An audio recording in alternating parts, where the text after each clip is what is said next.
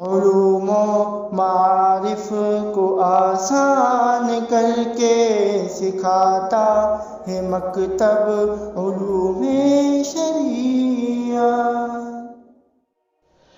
بسم اللہ الرحمن الرحیم۔ السلام علیکم۔ احکامی آیات کے حوالے سے اس سلسلے کا 12واں حصہ سورہ بقرہ کی آیت نمبر 110 پر مشتمل ہے۔ ارشاد باری تعالیٰ، اور نماز قائم کرو اور زکوٰۃ ادا کرو، اور جو بھلائی کا عمل بھی تم خود اپنے فائدے کے لیے آگے بھیج دو گے اس کو اللہ کے پاس پاؤ گے، بے شک جو عمل بھی تم کرتے ہو اللہ اسے دیکھ رہا ہے۔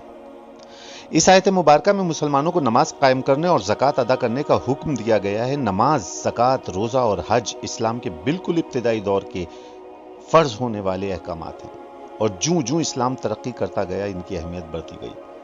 سورہ بقرہ میں اکثر احکام کے نزول کے ساتھ نماز قائم کرنے کی تاکید کی گئی، اس سے اس کی اہمیت کا اندازہ ہوتا ہے۔ نماز اور زکوٰۃ اسلام کے ایسے ارکان ہیں جن سے ظاہر و باطن کی اصلاح ہوتی ہے۔ نماز قائم کرنے کے نتیجے میں ایک مسلمان ذاتی طور پر بھی کامیاب ہوتا ہے اور اجتماعی طور پر بھی کامیاب ہوتا ہے۔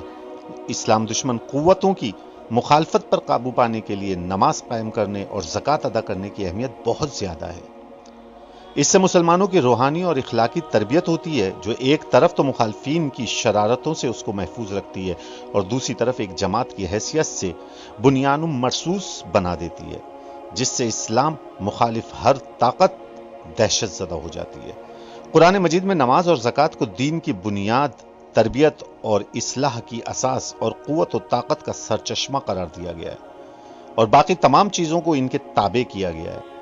لیکن شرط یہی ہے کہ نماز اس کے حق کے مطابق دل کی پوری رضامندی سے قائم کی جائے اور زکوٰۃ کو تاوان نہ سمجھائے۔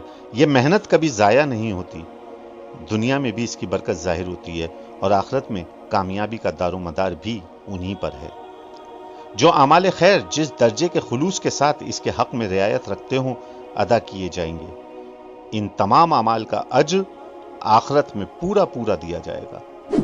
انسان کا کوئی عمل اللہ تعالیٰ سے پوشیدہ نہیں، ہر شے اس کی نگاہ میں ہے، اس لیے کسی نیکی کے ضائع ہو جانے کا کوئی ڈر نہیں ہے۔ علوم و معارف کو آسان کر کے سکھاتا ہے مکتب علوم شریعت۔